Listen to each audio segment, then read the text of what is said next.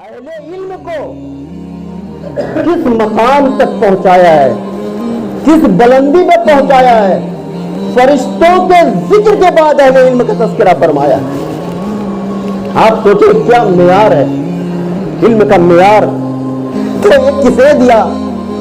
یہ اسلام کی زندہ وراثت ہے کہ اللہ تعالیٰ نے ایک نظریہ دیا اور اوپن نظریہ دیا، جامد نظریہ نہیں دیا، امپوز نہیں کیا آپ کے اوپر کہ کوئی چیز امپوز کر دی جائے اور اس کو منوان تسلیم کر لے، یہ نہیں نظریہ دیا۔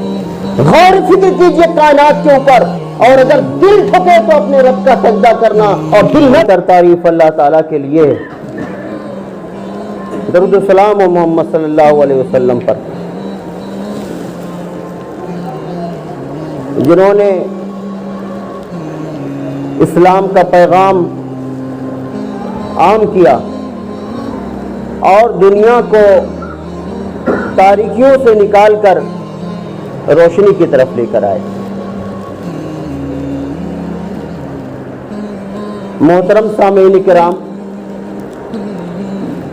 جس موضوع کو میں نے 3 ہفتے پہلے شروعات کی تھی، اس کا اختتام نہیں ہو سکا، اور وہ موضوع یہ تھا کہ مدرسے کے سلسلے میں جو روایات یا جو تصویر ہمارے ملک میں پیش کی گئی ہے، ضرورت اس بات کی ہے کہ ان تمام اسلامی روایات کو جو ایجوکیشن کے سلسلے میں اور تعلیم کے سلسلے میں اسلام نے اختیار کیا ہے، اس کو ہماری نوجوان نسلوں کے سامنے پیش کیا جائے، تاکہ وہ روایات جس کی بنا پر اسلام ساری دنیا کے اندر اپنا ڈنکا بجایا تھا، پھر سے وہ ہماری نوجوان نسلوں میں، ہماری مساجد میں، ہمارے مدارس میں وہ آ سکے۔ اس کا اہم پیغام یہ تھا۔ یہ جو خطبے آپ کے سامنے پیش کیے جا رہے ہیں، اس کا یہ مطلب بالکل یہ نہیں ہے کہ آپ فقط روایات کی بنا پر اسے سنیں اور یہاں سے اٹھ کر چلے جائیں۔ جو باتیں یہاں بیان کی جاتی ہیں وہ فقط ایک اشارے ہوتے ہیں، اور ضرورت اس بات کی ہے کہ اہل علم کتاب کھولیں، ریسرچ کریں، اور مجھ سے زیادہ بلیغ انداز میں اپنی قوم اور ملت کے سامنے پیش کریں۔ عزیز نوجوانوں، اگر آپ نے تعلیمی اقدار کے سلسلے میں گفتگو آپ کے سامنے جو کی گئی تھی، اس میں ہم نے بتایا تھا کہ جو مسلم اسکالر تھے، جو مسلم سائنسداں تھے، ان کا تعلق فقط تلاوت کلام پاک سے نہیں تھا، فقط احادیث سے نہیں تھا، فقط فقہ کی کتابوں سے نہیں تھا، بلکہ وہ اپنے زمانے میں فقیہ کے ساتھ، مفسر کے ساتھ، حفاظ کے ساتھ اپنے زمانے کے بہت بڑے سائنسداں گزرے ہیں۔ اور ہم نے ان تمام روایت کو چھوٹے چھوٹے ٹکڑوں میں آپ کے سامنے پیش کیا تھا، اور یہ بتایا تھا کہ دور حاضر کی جدید ترین سرجری جو آپ کے ہاسپٹل کے اندر موجود ہے، وہ بھی آپ کے مسلم سائنسدانوں کا علمی ورثہ ہے، جو کتابوں میں محفوظ ہے اور جسے کھول کر دیکھا بھی جا سکتا ہے۔ جو آپ ڈوز لیتے ہیں، ڈوز، اس کے اندر دیکھتے ہوں گے کہ ہر ڈوز کے اوپر ایک MG لکھا ہوا رہتا ہے، اور اس MG کو آپ کی باڈی لینگویج کو دیکھتے ہوئے ڈاکٹر تفویض کرتا ہے۔ اس کی اہمیت اتنی زیادہ ہے کہ اگر آپ کو آپ کی باڈی لینگویج سے زیادہ ڈوز دے دیا جائے یا کڑی ڈوز دے دی جائے تو آپ اپنی زندگی سے ہاتھ دھو سکتے ہیں۔ آپ کے ٹیمپریچر کو اگر ڈاؤن کر دیا جائے اس ڈوز کے ذریعے سے تو آپ ٹھنڈے پڑ سکتے ہیں۔ اس یمجی کا جو نرمان کیا تھا یا جو آغاز کیا تھا وہ مسلم سائنسداں تھے۔ اسی طریقے سے بہت ساری روایات آپ کے سامنے پیش کی گئی۔ ضرورت اس بات کی ہے کہ ہمارے اہل علم حضرات اس کے اوپر غور و فکر کریں، مدارس تک یہ آوازیں پہنچائیں، امت تک یہ آوازیں پہنچائیں کہ یہ تمہارا علمی ورثہ ہے جسے ہم نے کہیں کھو دیا ہے۔ اور آپ اگر علمی تاریخ کا جائزہ لیں گے اور اندازہ لگائیں گے تو بڑے خاص 5 نکات میں آپ کے سامنے لے کر آیا ہوں۔ ان میں یہ ہے کہ جو پرانی روایات تھیں، اسلام سے پہلے جو روایات تھیں، ان روایات کو جامد تصور کیا گیا ہے، یعنی آپ ایک جگہ سے ایک چیز کو لیں گے اور دوسری جگہ اس کو رکھ دیں گے۔ فالوور سسٹم بنانے کی کوشش کی گئی تھی، لیکن اسلام نے جس چیز کا آغاز کیا وہ فالوور نہیں تھا، وہ جامد نہیں تھا۔ وہ نظریہ کیا تھا؟ وہ نظریہ یہ تھا کہ ریسرچ کا نظریہ تھا، غور و فکر کا نظریہ تھا۔ اور آپ اس بات سے اندازہ لگا سکیں کہ ابھی نماز کے حکام نازل نہیں ہوئے ہیں، ابھی عبادات کے حکام نازل نہیں ہوئے ہیں، ابھی زکوٰۃ کے حکام نازل نہیں ہوئے ہیں، ابھی حج کے حکام نازل نہیں ہوئے ہیں، اور آپ کو پڑھایا کیا گیا ہے؟ اقرأ بسم ربک الذی خلق۔ آپ اس بات کی اہمیت کو اندازہ لگائیے، یعنی وہ کون سا سسٹم تھا جس کو اللہ تعالیٰ نے دنیا میں سب سے پہلے آپ کو دینا پسند کیا؟ وہ تعلیم تھی، ایجوکیشن تھی۔ آپ دیکھیں قرآن پاک دیکھیں، کتنا زبردست یہ پیغام ہے۔ اور آج میں اپنے بچوں کے ساتھ صبح کی تلاوت کے بعد جب ایک آیت پہ غور و فکر کر رہا تھا، سورہ آل عمران آیت نمبر 18، آپ جا کر یہاں سے دیکھیے گا، اللہ تعالیٰ بیان فرماتا ہے، شہید اللہ انہ لا الہ الا ہو والملائکۃ واولو العلم قائما بالقسط لا الہ الا هو العزیز الحکیم۔ سورہ آل عمران آیت نمبر 18۔ اللہ بیان فرماتا ہے، اللہ فرشتوں اور اہل علم اس بات کی گواہی دیتے ہیں۔ میں اس کو پھر کوٹ کرنا چاہتا ہوں، اللہ، فرشتے اور اہل علم، یعنی اللہ نے اہل علم کو کس مقام تک پہنچایا ہے، کس بلندی پہ پہنچایا ہے۔ فرشتوں کے ذکر کے بعد اہل علم کا تذکرہ فرمایا۔ آپ سوچیں کیا معیار ہے علم کا معیار۔ تو یہ کس نے دیا؟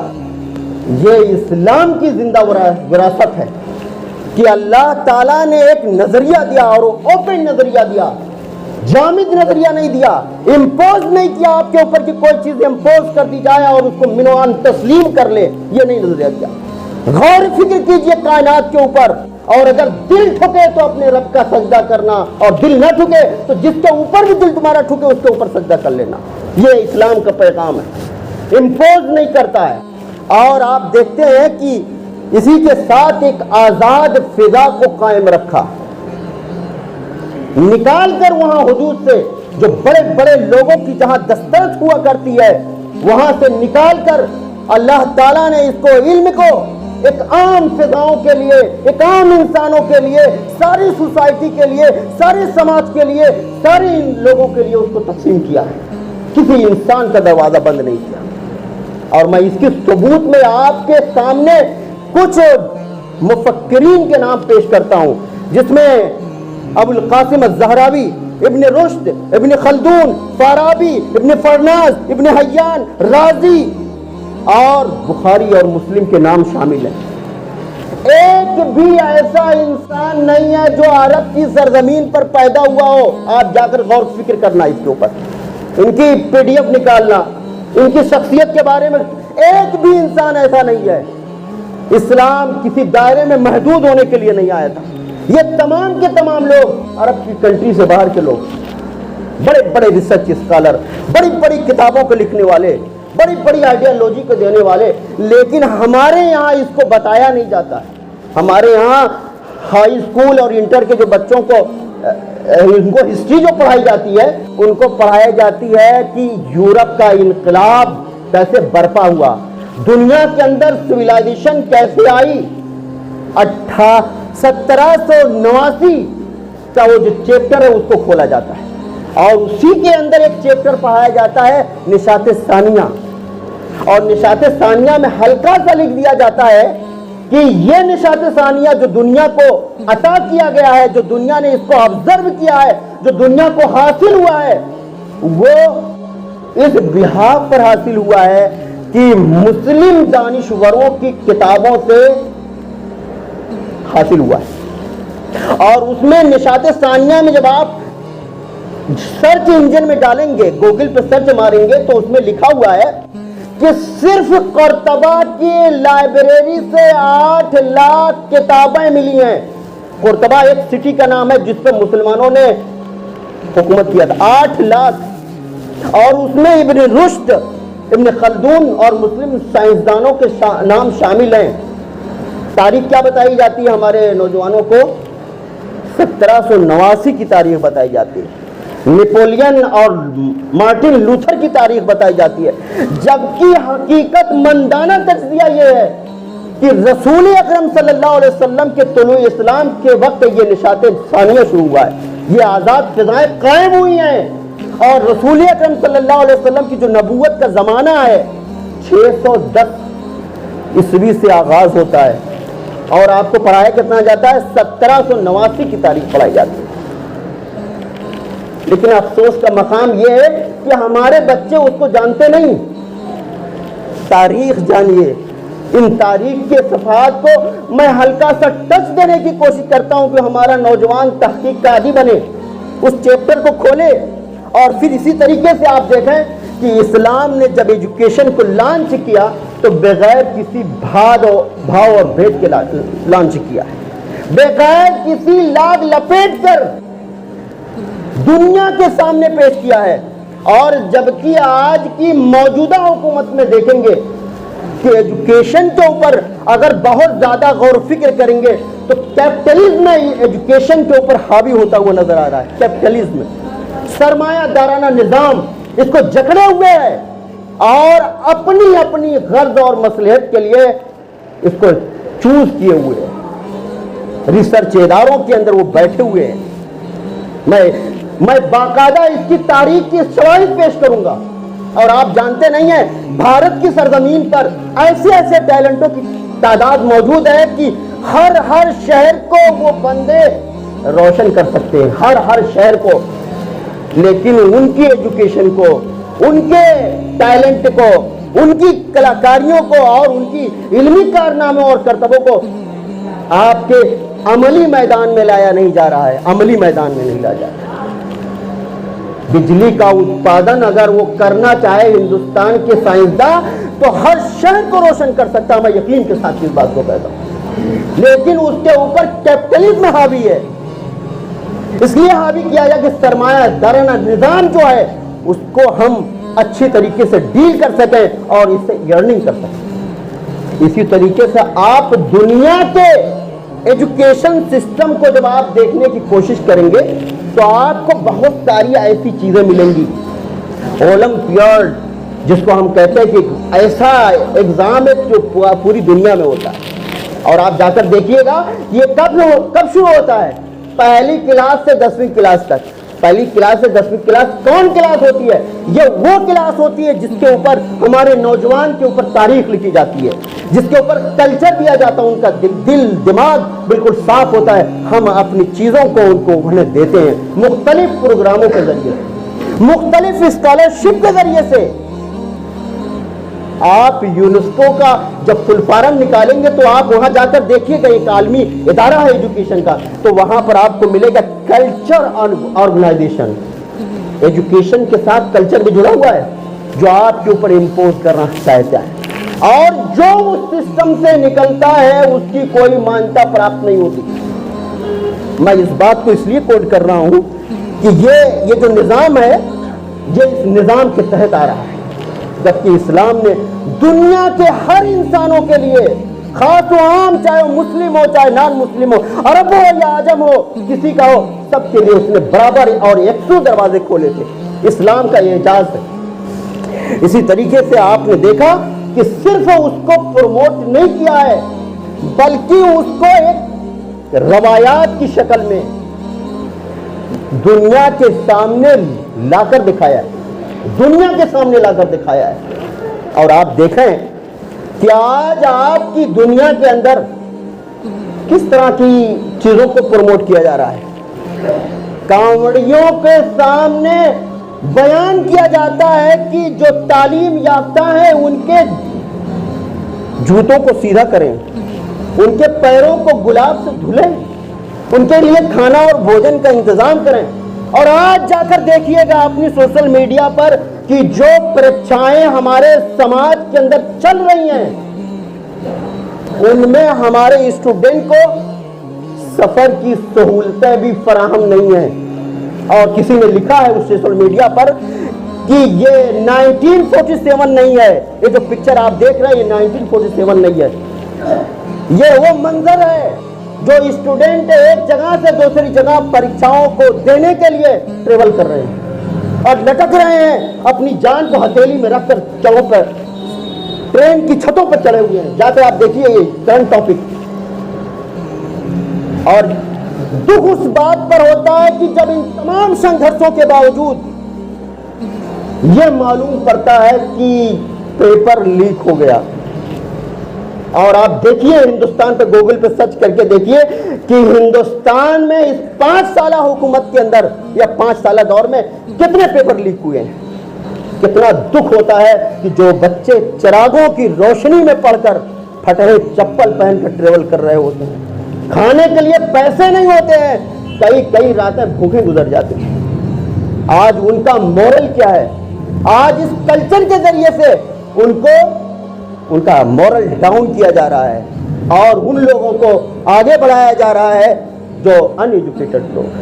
میں یہ اس لیے کوٹ کر رہا ہوں کہ تاکہ آپ اسلام کی جو روایات ہیں ان روایات کو موجودہ روایات سے موازنہ کر کے دیکھیں کہ اسلام نے کن کن روایاتوں کو زندہ کیا۔ ایک ایک کتاب کے اوپر سونے سے لدے ہوئے چیزیں اور ایک ہزار اشرفیاں دی ہیں۔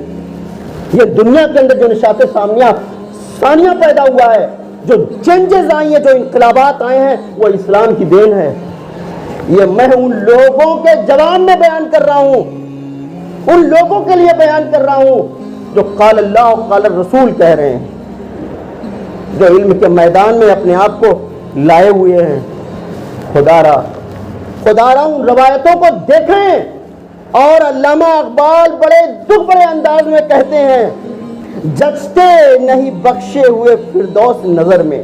یہ جو منظر نامہ ہے، علامہ اقبال کہتے ہیں جچتے نہیں بخشے ہوئے فردوس نظر میں، جنت تیری پنہا ہے تیرے خون جگر میں۔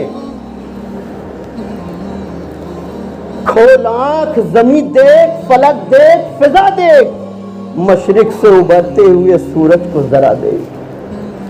کتنا در میں ڈوبا ہوا الفاظ، امت کے ایک ایک نوجوانوں کو پکڑ کر انہیں اٹھانے کی کوشش کرتے کہ تمہاری روایات کیا تھی، تم کہاں کھوئے گئے ہو، کہاں مارے گئے ہو، عقلیں کہاں تمہاری چلی گئی ہیں، ذرا اس غلافوں کو اٹھاؤ۔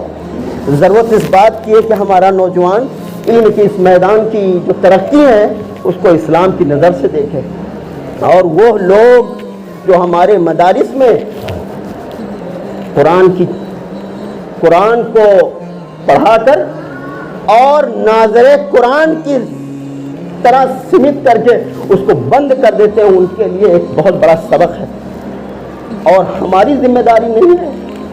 یہ آپ سب کی مشترکہ ذمہ داری ہے، میرے سماج کی ذمہ داری ہے، میرے معاشرے کی ذمہ داری ہے، جو لوگ سنتے ہیں ان کی ذمہ داری ہے کہ اس کو کنوے کر دیں، ان تک پہنچا دیں، ان مدارس کے لوگوں تک، تاکہ پھر ایک انقلاب، ایک عظیم انقلاب تعلیم کے ذریعے سے برپا ہو سکے۔ اللہ تعالیٰ سے دعا ہے اللہ تعالیٰ ہماری ان آوازوں کو پر لگا دے اور پھر سے اس روایت کو قائم کرنے والے ہم بن جائیں۔